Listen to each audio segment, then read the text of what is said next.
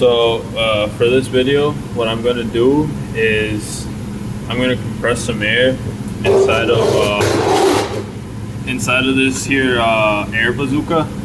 It's kind of basically just an air cannon. So I'm going to put air inside of that tank, and I'm going to take a wheel weight.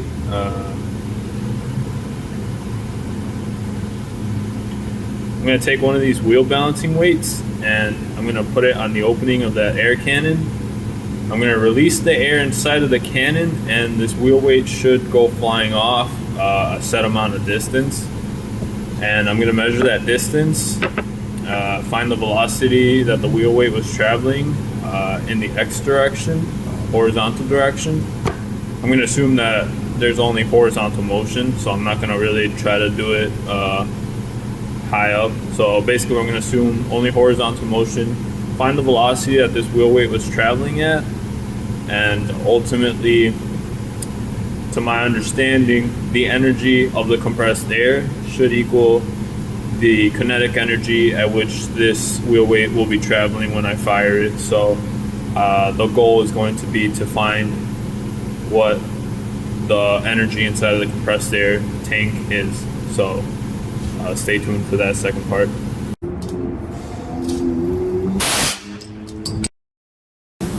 Alright, so pretty much this is what happened. The weight traveled approximately 10.4 meters in about 3 seconds. I used the formula distance over time to get that the velocity that the weight was traveling at was 3.5 meters per second. The weight has a weight of 1.75 ounces, which converts to approximately 0.05 kilograms. And so finally I went to do energy equivalence of the potential energy inside the air tank to the kinetic energy of the weight.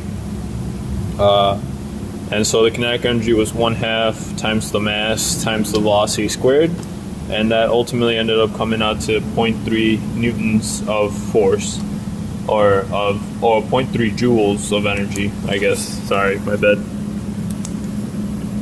0.3 joules, which honestly, I'm not sure if that's a lot or a little. I think this number is lower than it should be, simply because I think a lot of the energy inside the tank dissipated into the atmosphere rather than going into the weight. But regardless, in principle, assuming that all the energy of the tank went into the weight, then 0.3 joules is the energy inside the tank of the air.